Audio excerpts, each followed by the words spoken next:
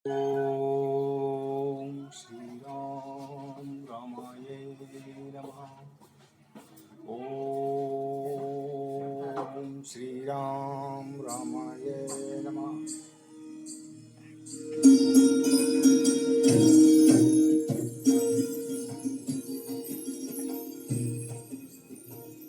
पिछले विश्राम में हमने सुना कि सुमन जी प्रभु राम को बुला के लाते हैं और प्रभु राम आके माता कैकेयी से पूछते हैं कि माता जी पिताजी के दुख का कारण बताओ, ताकि जिससे उनका दुख दूर हो वही यत्न किया जाए। कैकेयी बोली कि हे राम सुनो, कारण यही है कि राजा तुमसे बहुत स्नेह करते हैं।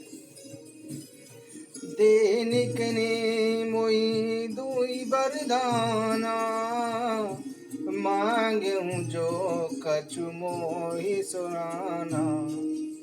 सो सुनी भयऊ भूपे और सोचू, छाड़ी न सकई तुम्हारे संकोचू। इन्होंने मुझे तो वरदान देने के लिए कहा था, मुझे जो कुछ अच्छा लगा वह मैंने मांग लिया। उससे राजा सोच में पड़ गए हैं, क्योंकि ये तुम्हारा संकोच नहीं छोड़ सकते। इधर तो पुत्र स्नेह है और उधर प्रतिज्ञा। राजा इसी धर्म संकट में पड़े हैं। यदि तुम कर सकते हो तो राजा की आज्ञा सर्वधार्य करो और इनके कठिन क्लेश को मिटाओ। कैकेयी बेधड़क बैठी ऐसी कड़वी वाणी कह रही थी जैसे सुनकर स्वयं कठोरता भी अत्यंत व्याकुल हो उठती। जीव धनुष है, वचन तीर है और राजा कोमल निशाने के समान है। मानो स्वयं कठोरपन किसी श्रेष्ठ वीर का शरीर धारण करके धनुष विद्या सीख रहा हो। श्री रघुनाथ जी को सब हाल सुनाकर वह ऐसे बैठी थी मानो निष्ठुरता ही शरीर धारण किए हुए हो। सूर्य कुल के सूर्य स्वभाव से आनंद निदान श्री रामचंद्र जी मन में मुस्कुराकर ऐसे कोमल और सुंदर वचन बोले जो वाणी के भूषण थे। सुनु जननी सोई सुतु बड़ी भागी, जो पितु मात बचन अनुरागी। तने मातु पितु तोष निहारा, दुर्लभ जननी सकल संसारा। हे माता सुनो, वही पुत्र बड़भागी है जो माता पिता के वचनों का पालन करने वाला है। आज्ञा पालन के द्वारा माता पिता को संतुष्ट करने वाला पुत्र तो सारे संसार में दुर्लभ है। वन में विशेष रूप से मुनियों का मिलाप होगा, इसमें मेरा सभी प्रकार से कल्याण होगा। फिर पिताजी की आज्ञा और तुम्हारी सहमति भी तो है। भरतु प्राण प्रिय पावहि राजू, विधि सब विधि मोहि सन्मुख आजू। जो न जाऊं वन ऐसे हूँ काजा, प्रथम गनिय मोहि मूढ़ समाजा। भरत को राज्य मिल जाएगा। आज विधाता सब प्रकार से मेरे अनुकूल है। यदि ऐसे काम के लिए भी मैं वन को ना जाऊं तो मूर्खों के समाज में सबसे पहले मेरी गिनती करनी चाहिए। जो कलप वृक्ष को छोड़कर अरण्य की सेवा करते हैं और अमृत त्यागर विष मांगते हैं, हे माता तुम मन में विचार करके देखो, वे मूर्ख भी ऐसा प्राप्त अवसर कभी न छोड़ेंगे। हे माता, महाराज को अत्यंत व्याकुल देखकर मुझे विशेष रूप से एक ही दुख हो रहा है कि छोटी सी बात के लिए ही पिताजी को इतना भारी दुख हो गया। हे माता, मुझे इस पर विश्वास नहीं होता, क्योंकि महाराज बड़े ही धीर और गुणों के समुद्र हैं। अवश्य ही मुझे कोई बड़ा अपराध हो गया होगा जिसके कारण महाराज मुझसे कुछ नहीं कहते। तुम्हें मेरी सौगंध है माता, तुम सच सच कहो। श्री रामचंद्र जी के सीधे वचनों को भी दुर्बुद्धि कैकेयी टेढ़ा ही जान रही थी, क्योंकि जल समान ही होता है, परंतु जोक उसमें टेढ़ी चाल से ही चलती है। कैकेयी श्री रामचंद्र जी की सहमति पाकर हर्षित हो गई और कपटपूर्ण स्नेह दिखाकर बोली, तुम्हारी शपथ और भरत की सौगंध है, मैं राजा के दुख का दूसरा कोई कारण नहीं जानती। हे तात, तुम माता पिता का अपराध कर सको यह संभव नहीं। तुम तो माता पिता और भाइयों को सुख देने वाले हो। तुम जो कुछ भी कह रहे हो वह सत्य है। तुम माता पिता के वचनों के पालन में तत्पर हो। मैं तुम्हारी बलिहारी जाती हूँ, तुम तुम पिता को समझाकर वही बात कहो जिससे बुढ़ापे में इनका अपयश न हो। जिस पुण्य ने इन्हें तुम जैसे पवित्र पुत्र दिए हैं उसका निरादर करना उचित नहीं। कैकेयी के मुख से ये ऐसे वचन ऐसे लगते हैं जैसे मगध देश में गया आदि तीर्थ। श्री रामचंद्र जी को माता कैकेयी के सब वचन ऐसे लगे जैसे गंगा जी में जाकर अच्छे बुरे सभी प्रकार के जल शुभ हो जाते हैं। इतने में दशरथ जी की मूर्छा दूर हुई। उन्होंने राम राम कहकर करवट ली। तब मंत्री ने श्री रामचंद्र जी का आना कहकर क्षमानुकूल विनती की। जब दशरथ जी ने सुना कि श्री रामचंद्र पधारे हैं तो उन्होंने धैर्यपूर्वक अपने नेत्र खोले। मंत्री ने संभाल कर उन्हें बिठाया। तब उन्होंने श्री रामचंद्र जी को अपने चरणों में प्रणाम करते देखा। स्नेह से विकल दशरथ जी ने राम जी को इस प्रकार अपने हृदय से लगा लिया मानो सांप ने अपनी खोई हुई मणि फिर से पाली हो। वे श्री राम जी को देखते ही रह गए। उनके नेत्रों से आंसुओं की धारा बह चली। शोकवश होने के कारण राजा कुछ भी नहीं कह सके। वे बार बार श्री रामचंद्र जी को हृदय से लगाते और मन में ब्रह्मा जी को मनाते कि जिससे श्री रघुनाथ जी वन को ना जाएं। फिर महादेव जी का स्मरण करके उनसे निहोरा करते हुए बोले कि हे सदाशिव, आप मेरी विनती सुनिए। आप शीघ्र प्रसन्न होने वाले और मुंह मांगा देने वाले हैं, अतः मुझे अपना दीन सेवक जानकर मेरे दुख को दूर कीजिए। आप सबके हृदय में विद्यमान हैं। आप श्री रामचंद्र जी को ऐसी बुद्धि दीजिए जिससे वे मेरे वचन को त्याग कर तथा शील और स्नेह छोड़कर घर में ही रह जाए। चाहे जगत में अपयश हो या सुयश नष्ट हो जाए, चाहे मैं नरक में गिरूं अथवा स्वर्ग मुझे न मिले, तथा अनेक प्रकार के दुख आप मुझसे सहन करा लें, पर श्री रामचंद्र जी मेरी आंखों की ओट न लें। राजा मन ही मन इस प्रकार के विचार कर रहे थे, बोलते नहीं थे। उनका मन पीपल के पत्ते की भांति डोल रहा था। श्री रघुनाथ जी ने पिता के प्रेम को जानकर और यह अनुमान करके कि माता फिर कुछ कहेंगी तो पिताजी को दुख होगा, देश काल और अवसर के अनुकूल विचार कर वे विनीत कहे, हे तात, मैं कुछ कहता हूँ, यह मेरी ठिठाई है। इस अनुचित्य को मेरा बालपन समझकर क्षमा कीजिएगा। इस तुच्छ तात के लिए आपने इतना दुख उठाया। मुझे किसी ने पहले यह बात क्यों नहीं बताई? आपकी इस दशा को देखकर मैंने माता से पूछा। उनसे ही सारा प्रसंग सुनकर मेरे समस्त अंग शीतल हो गए। हे पिताजी, इस समय स्नेहवश होकर सोच करना छोड़ दीजिए और हृदय में प्रसन्न होकर मुझे आज्ञा दीजिए। यह कहते हुए श्री रामचंद्र जी पुलकित हो गए। फिर वे बोले, इस पृथ्वी पर उसका जन्म धन्य है जिसके चरित्र सुनकर पिता को आनंद हो, जिसके माता पिता प्राणों के समान प्रिय हैं। अर्थ, धर्म, काम, मोक्ष चारों पदार्थ उसकी मुट्ठी में रहते हैं। आपकी आज्ञा का पालन करके और जन्म का फल पाकर मैं शीघ्र ही लौटाऊंगा, अतः कृपया आज्ञा दीजिए। इसके बाद माता से विदा मांगकर तथा पुनः आपको प्रणाम करके वन को चला जाऊंगा। ऐसा कहकर श्री रामचंद्र जी वहां से चल दिए। राजा ने शोकवश कोई उत्तर नहीं दिया। वह अप्रिय बात नगर भर इतनी जल्दी फैल गई मानो डंक मारते ही बिच्छू का विष सारे शरीर में चढ़ जाता है। इसे सुनकर सभी स्त्री पुरुष इस प्रकार व्याकुल हो गए जैसे वन में लगी भयंकर आग देखकर बेले और वृक्ष मुरझा जाते हैं। जिससे जहाँ भी यह समाचार मिला वह वहीं अपना सिर धुनने लगा। सभी विषाद में डूब गए, किसी को धीरज नहीं बनता। सबके मुख सूख रहे थे, आंखों से आंसू बह रहे थे। शोक हृदय में समाता नहीं था, मानो करुण रस की सेना आवाज में डंका बजा बजा कर उतर आई हो। सब मेल मिल गए थे। इतने में ही विधाता ने बात बिगाड़ दी। जहां तहां लोग कैकेयी को गाली दे रहे थे। इस पापनी को ऐसा क्या दिखाई दे गया जो इसने घर पर आग लगा दी? यह अपने हाथ से ही अपने आंखों को निकालकर आंखों के बिना देखना चाहती है तथा अमृत फेंक कर विष चखना चाहती है। यह कुटिल, कठोर दुबुद्धि और अभागी कैकेयी रघुवंशी रूपी बांस के वन के लिए अग्नि बन गई है। पत्तों पर बैठकर ही इसने पेट को काट गिराया। सुख के समय शोक का वातावरण बना दिया। श्री रामचंद्र जी तो इसे सदा प्राणों से भी समान प्रिय थे, फिर न जाने इसने यह कुटिलता क्यों की। कभी सत्य ही कहते हैं कि स्त्री का स्वभाव किसी भी प्रकार में पकड़ में नहीं आने योग्य अथाह और भेद भरा होता है।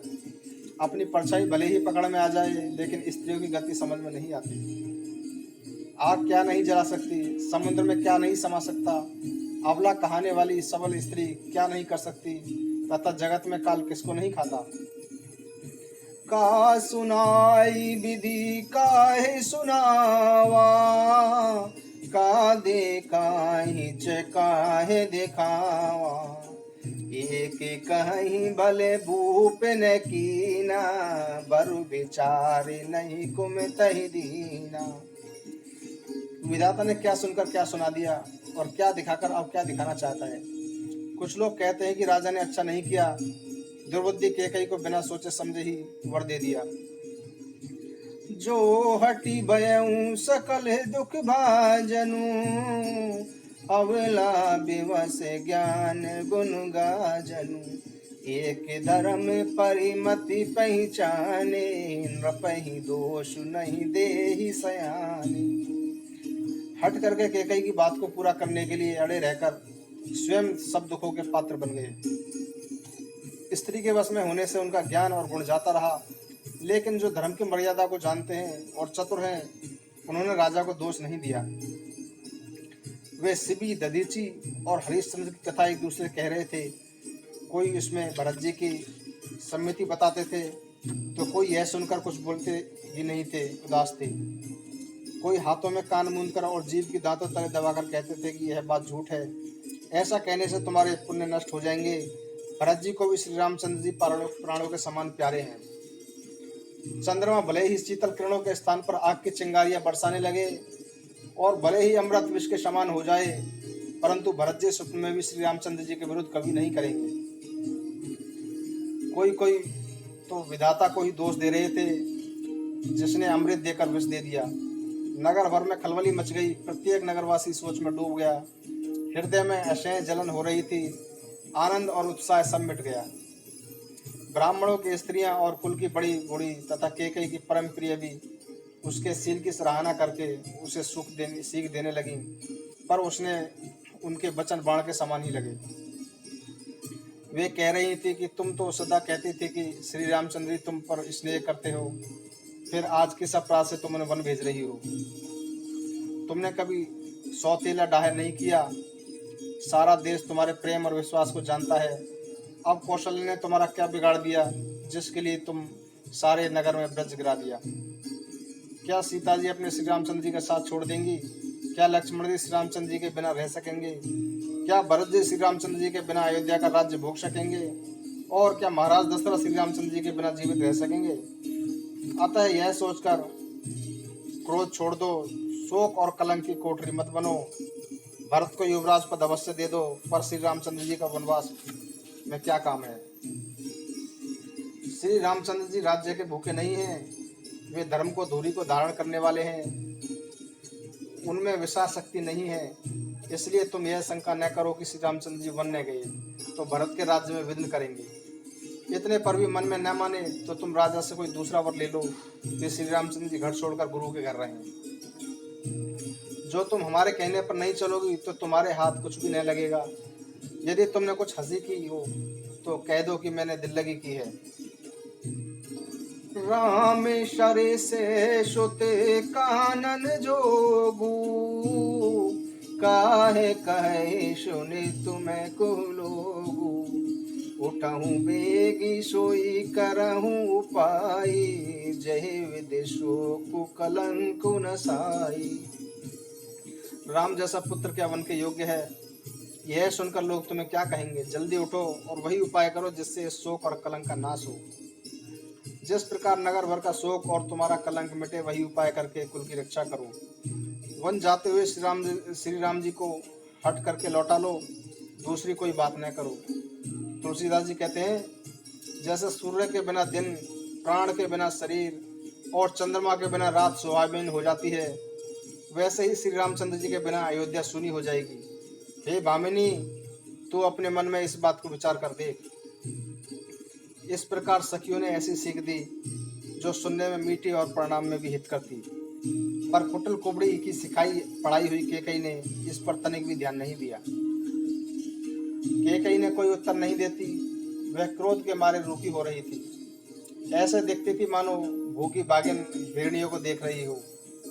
तब सखियों ने रोग को असाध्य मानकर उसे छोड़ दिया। सब उसे मंदबुद्धि व अभागिनी कहती हुई चल दी। राज्य करते हुए इस कैकेयी को देव ने नष्ट कर दिया है। इसने जैसा कुछ किया वैसा कोई भी न करेगा।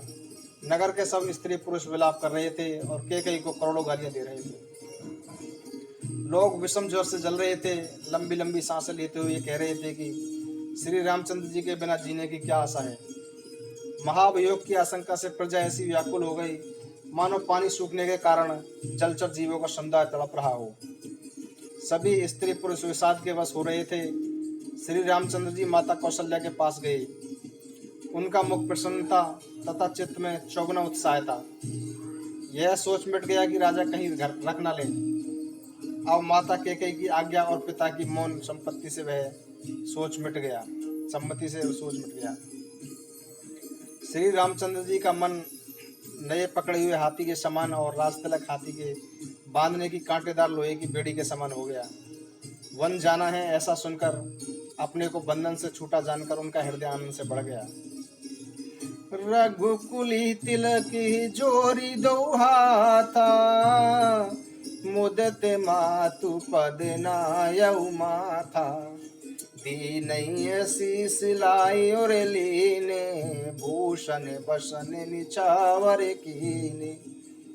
तब श्री रामचंद्र जी ने दोनों हाथ जोड़कर आनंद के साथ माता के चरणों में सिर झुकाया। माता ने आशीर्वाद दिया, अपने हृदय से लगा लिया और उन पर गहने तथा कपड़े न्यौछावर किए। बारी बारी मुके चुंबती माता, नयन नेह जल पुल कति गाता। गोदी राखी पुनि हृदय लगाए, श्रवति प्रेमी रस पयद सुहाए। माता बार बार श्री रामचंद्र जी का मुख चूम रही थी। नेत्रों में प्रेम का जल भराया और सब अंग पुलकित हो गए। श्री राम को अपनी गोद में बिठाकर दोबारा हृदय से लगा लिया और सुंदर स्तनों से प्रेम रस बहने लगा। उनका प्रेम और आनंद कुछ कहा नहीं जाता, मानो कंगाल को कुबेर का पद मिल गया हो। बड़े आदर के साथ श्री राम का सुंदर मुख देखकर माता बोली, हे तात, माता बलिहारी जाती है, कहो वह आनंद मंगलकारी लगन कब है जो मेरे पुण्य शील और सुख की सीमा है तथा तुम्हें जन्म देने के लाभ की पूर्ण अवधि है। जिस लगन की सभी स्त्री पुरुष इस प्रकार व्याकुल होकर प्रतीक्षा कर रहे हैं मानो चातक और चातकी शरद ऋतु के स्वाति नक्षत्र की वर्षा चाहते हों। तात जाऊं बलि बेगी नहाऊं, जो मन भाव मधुर कछु खाऊं। पीतु समीप तब जाऊं भैया, भई बड़ी बार जाई बलि मैया। हे तात, मैं बलियां लेती हूँ, तुम जल्दी से नहा लो और जो मन भाए वह मिठाई खा लो। तब पिता के पास जाना, बहुत देर हो गई है, माता तुम्हारी बलिहारी जाती है। मातु बचन सुनी अति अनुकूला, जनु स्नेह सुर तरु के फूला। सुख मकरंद भरे प्रिय मूला, निरखी राम मनु भवर न भूला। माता के ऐसे वचन सुनकर जो स्नेह रूपी कल्पवृक्ष के फूल के समान थे, जो सुख रूपी मकरपंद से भरे थे और श्री राजलक्ष्मी के मूल थे, श्री रामचंद्र जी का मन भौरा उन पर नहीं भटका। श्री रामचंद्र जी ने धर्म की गति जानकर माता से अत्यंत कोमल वाणी से कहा कि हे माता, पिताजी ने मुझे वन का राज्य दिया है, जहाँ सब प्रकार से मैं कोई बड़ा काम करने वाला हूँ। हे माता, तुम प्रसन्न मन से मुझे आज्ञा दे, जिससे मेरी वन यात्रा में आनंद और मंगल हो। मेरे स्नेहवश भूलकर भी डरना नहीं। हे माता, तेरी कृपा से आनंद ही होगा। 14 वर्ष वन में रहकर मैं पिताजी के वचन को प्रमाणित कर फिर लौटकर तेरे चरणों का दर्शन करूंगा। तू मन को दुखी ना कर। वचने बिनिते मधुर रघुवर के, सर सम लगे मात और कर के। सहमी सूखे सुनी शीतल बानी, जिमिया जवास पर पावस पानी। श्री राम जी के ये मीठे वचन माता के हृदय में बाण के समान लगे। उस शीतल वाणी को सुनकर कौशल्या वैसे ही सहम कर सुख हो गई, जैसे बरसात का पानी पड़ने में ज्वासा सूख जाता है। हृदय का दुख कहा नहीं जाता, मानो सिंह की गर्जना सुनकर हिरणी विकल गई हो।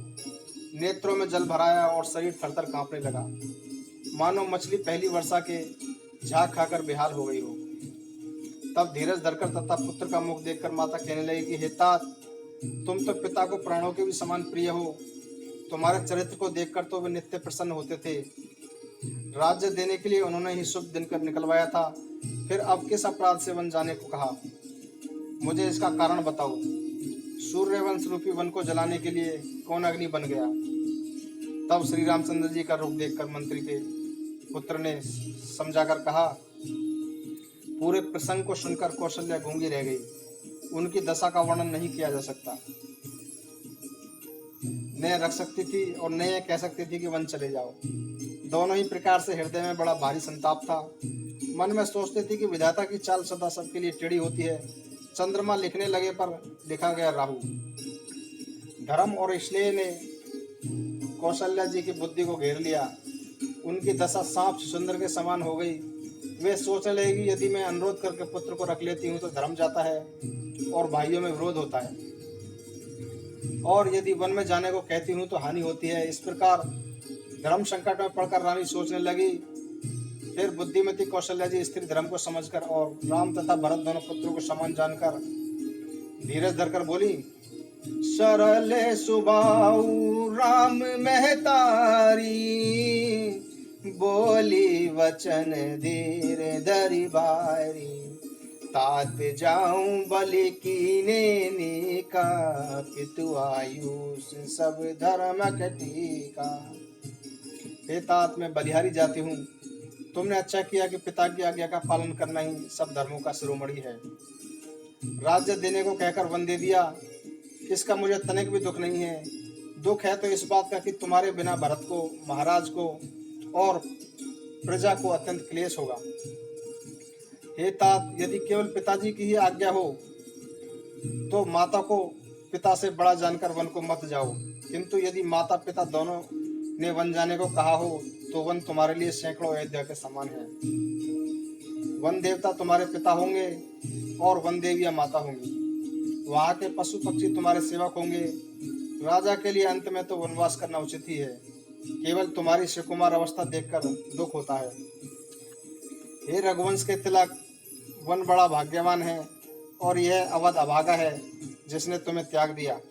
हे पुत्र, यदि मैं कहूँ कि मुझे भी साथ ले चलो तो तुम्हारे हृदय में संदेह होगा कि माता इसी बहाने मुझे रोकना चाहती है।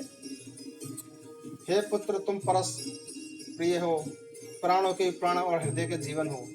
हे प्राणाधार, तुम कहते हो कि मैं वन को जाऊं। तुम्हारे वचनों को सुनकर मैं बैठी पछता रही हूँ। यह सोचकर और झूठा स्नेह बढ़ाकर मैं हट नहीं करती। बेटा, मैं तुम्हारी भले ही लेती हूँ। माता का नाता समझकर मेरी सुध न भूल जाना। हे गोसाई, सब देव और पितृगण तुम्हारी वैसे ही रक्षा करें जैसे पलके आंखों की रक्षा करती हैं। तुम्हारे वनवास की अवधि जल है, प्रियजन और कुटुंबी मछली तथा तुम दया की खान और धर्म की धूरी धारण करने वाले हो। ऐसा विचार कर वही उपाय करो जिसमें सबके जीते जी तुम आ मिलो। मैं तुम्हारी बलिहारी जाती हूँ। तुम सेवकों, परिवार वालों, नगर भर को अनाथ करके भी सुखपूर्वक वन को जाओ। सबे करे आजू सुकृत फल बीता, बयऊ कराले कालू विपरीता। बहुविधि बिलपी चरण लपटानी, परम अभागनी आप ही जानी। आज सबके पुण्यों का फल मिल गया, काल हमारे विपरीत हो गया है। इस प्रकार विलाप करके तथा अपने को परम अभाग्नि जानकर माता कौशल्या श्री रामचंद्र जी के चरणों में लिपट गई। उनके हृदय में भयानक संताप छा गया। उस विलाप का वर्णन नहीं किया जा सकता। श्री रामचंद्र जी ने माता जी को उठाकर हृदय से लगा लिया और फिर कोमल वचन कहकर उन्हें समझाया। उसी समय यह समाचार सुनकर सीता जी भी आकुल हो उठी और सास के पास जाकर उनके चरण कमलों की वंदना करके सिर नीचा करके बैठ गई। सास ने कोमल वाणी से आशीर्वाद दिया। वे सीता जी को अत्यंत सुकुमारी देखकर व्याकुल हो उठी। रूप की राशि और पति के साथ पवित्र प्रेम करने वाली सीता जी नीचा मुख किए बैठी सोच रही थी। प्राणनाथ वन को चलना चाहते हैं, अब किस पुण्य से उनका साथ रहेगा? शरीर और प्राण दोनों साथ साथ जाएंगे या केवल प्राण ही इनका साथ देंगे? विधाता की करनी को जाना नहीं जा सकता। सीता जी अपने चरणों के नाखूनों से धरती कुरेद रही थी। ऐसा करते समय उनके नुपुर बज रहे थे। कवि उसका वर्णन करते हुए कहता है कि प्रेम के वश होकर नुपुर यह विनती कर रहे थे कि सीता जी के चरण कभी हमें त्याग ना दें। सीता जी के सुंदर नेत्रों से जल बह रहा था। उनकी यह दशा देखकर कौशल्या जी बोली कि हे तात सुनो, सीता अत्यंत सुकुमारी है तथा सास ससुर और कुटुंबी सभी को प्यारी भी है। इनके पिता जनक जी राजाओं के शिरोमणि हैं, ससुर सूर्यकल के सूर्य हैं और पति सूर्यकुल रूपी कुमुदमन को खिलाने वाले चंद्रमा तथा गुण और रूप के भंडार हैं। फिर मैंने रूप की राशि सुंदर गुड़ी शीलवती प्यारी पुत्रवधु पाई है। मैंने जानकी को आंखों की पुतली मानकर इनसे प्रेम बढ़ाया है और अपने प्राण इसमें लगा रखे हैं।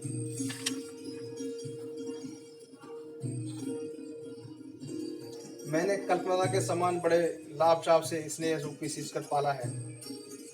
सीता ने पलंग के ऊपर गोद और हिंडोले को छोड़कर कठोर पृथ्वी पर कभी पैर नहीं रखा। मैं सदा संजीवनी जड़ी के समान इनकी रखवाली करती रही, कभी दीपक की बत्ती हटाने को भी नहीं कहती। वही सीता तुम्हारे साथ वन चलना चाहती है। हे रघुनाथ, उसे क्या आज्ञा है? चंद्रमा की किरणों की रस चाहने वाली चकोरी सूर्य से आंख किस प्रकार मिला सकती है? वन में हाथी, सिंह, राक्षस आदि अनेक दुष्ट जीव जंतु चरते हैं। हे पुत्र, क्या विष वाटिका में सुंदर संजीवनी बूटी शोभा पा सकती है? वन के लिए तो ब्रह्मा जी ने विषय सुख को जानने वाली कोल और भीलों की लड़कियों को बनाया है, जिनका स्वभाव पत्थर के कीड़े जैसा कठोर है। उन्हें वन में कभी क्लेश नहीं होता। तथा तपस्वियों की स्त्रियां वन में रहने योग्य हैं, जिन्होंने तपस्या के लिए सब भोगों को त्याग कर दिया है। हे पुत्र, जो तस्वीर के बंदर को भी देखकर डर जाती है, वह सीता वन में किस प्रकार रहेंगी? देव सरोवर के कमल वन में विचरण करने वाली हंसनी क्या तलैयों में रहने के योग्य है? यह विचार कर जैसे तुम्हारी आज्ञा हो, मैं सीता को वैसी ही शिक्षा दूंगी। माता बोली, यदि सीता घर में रहे तो मुझे सहारा हो जाए। श्री रामचंद्र जी ने माता की प्रियशील और स्नेह रूपी अमृत से लिपटी हुई वाणी सुनकर और विवेक पर प्रिय वचन कहकर माता को संतुष्ट किया। फिर जानकी जी को वन के गुण दोष समझाने लगे। मंगली भवनी अमंगलिहारी द्रवहु सुदशरथि अजिर बिहारी। मातु समीप कहते सकुचाही बोले समु समझ मन माही। राजकुमारी सिकुवन सुनहु आन बात जिय जन कुछ गए। माता के सामने सीता जी से कुछ कहने में सच्चा रहे थे, पर मन में यह समझकर कि समय ऐसा ही है, वे बोले, हे राजकुमारी, मेरी शिक्षा सुनो, मन में कुछ और न समझ लेना। जो अपना और मेरा भला चाहती हो तो मेरा वचन मानकर घर में रहो। हे भामिनी, इससे मेरी आज्ञा का पालन होगा तथा सास की सेवा भी कर सकोगी। घर रहने पर सब प्रकार से आपकी भलाई ही है। आदर पूर्वक सास ससुर के चरणों की सेवा करने से बढ़कर कोई दूसरा धर्म नहीं है। माता जब जब तुम्हें याद करेंगी तो प्रेम से व्याकुल होने के कारण वे स्वयं को भूल जाएंगी। हे सुंदरी, तब तुम कोवलवाड़ी से पुरानी कथाएं कहकर इन्हें समझाना। हे सुमुखी, मुझे सैकड़ों सौगंध हैं। मैं यही कहता हूँ कि मैं तुम्हें केवल माता के लिए ही घर पर रखना चाहता हूँ। घर पर रहने से गुरु और वेद के द्वारा धर्म सम्मत आचरण का फल तुम्हें मिलेगा, बिना क्लेश के ही मिल जाता है। किंतु हटके वश में होकर गाला मुनि तथा राजा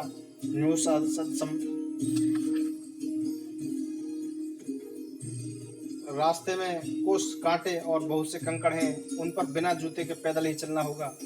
तुम्हारे चरण कोमल और सुंदर हैं और वहाँ बड़े बड़े दुर्गम पर्वत हैं। पर्वतों की गुफाएं, दर्रे, नदियाँ, नदे, नाले, उन्हें देखा नहीं जाता।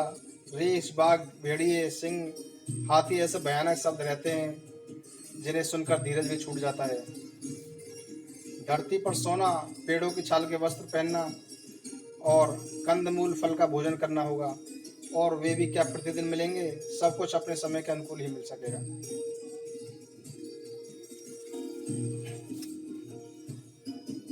मंगली भवनी अमंगलिहारी द्रवहु सुदशरथि अजरि बिहारी। जानकी जी कुछ उत्तर नहीं दे सकी। वे यह सोचकर व्याकुल हो उठी कि मेरे स्वामी मुझे छोड़कर जाना चाहते हैं। अपने आंसुओं को बलपूर्वक रोककर वे पृथ्वी पुत्री सीता जी हृदय में धैर्य धारण कर सकें। सास के पांव छूकर तथा हाथ जोड़कर कहने लगेगी, हे देवी, मेरी इस ठटाई को क्षमा कीजिए। मुझे प्राणपति ने वही शिक्षा दी है जिससे मेरा परम हित हो, परंतु मैंने मन में समझ लिया है कि पति वियोग के समान संसार में दूसरा कोई दुख नहीं है। हे प्राणनाथ, हे दया के धाम, हे सुखों के देने वाले सुजान, हे रघुकुल रूपी कुमुद के खिलौने वाले चंद्रमा, आपके बिना मेरे लिए स्वर्ग भी नरक के समान है। माता पिता बहन भाई मित्रों का समुदाय, सास ससुर गुरु बंधु बांधव सहायक, सुंदर सुशील व सुख देने वाला पुत्र तथा सभी स्नेह और नाते पति के बिना स्त्री को सूर्य से भी अधिक जलाने वाले हैं। शरीर धन घर पृथ्वी नगर और राज्य पति के बिना स्त्री के लिए यह सब शोक समाज है। भोग रोग के समान है, आभूषण भार रूप है और संसार नरक की पीड़ा के समान है। हे प्राणनाथ, आपके बिना संसार में कुछ भी सुखदायी नहीं है। हे नाथ, आपके साथ पक्षी और पशु ही मेरे कुटुंबी होंगे, वन ही नगर और वृक्षों की छाल ही वस्त्र होंगे और पत्तों से बनी झोंपड़ी ही स्वर्ग के समान सुखदायी होगी। हे नाथ, आपके वन के अनेक दुख और भय विषाद और संताप कहें, परंतु हे कृपा निदान, वे सब मिलकर भी आपके वियोग से होने वाला दुख के समान नहीं हो सकते। अतः ऐसा समझकर आप मुझे साथ ले लीजिए, यहाँ नहीं छोड़िए। हे स्वामी, मैं क्या विनती करूं, आप करुणा में हैं और सबके हृदय के भीतर भी जानने वाले हैं। मंगली भवनी अमंगल हारी, द्रवहु सुधा से रहती अजय बिहारी। राम सिया राम जय जय राम, राम सिया राम जय जय राम। हरि अनंत हरि कथा अनंता, कहीं सुनई बहुविध सब संता। राम सिया राम जय जय राम, राम सिया राम जय जय राम। मर्यादा पुरुषोत्तम राम, कौशल्या के प्यारे राम। राम सिया राम जय जय राम, राम सिया राम जय जय।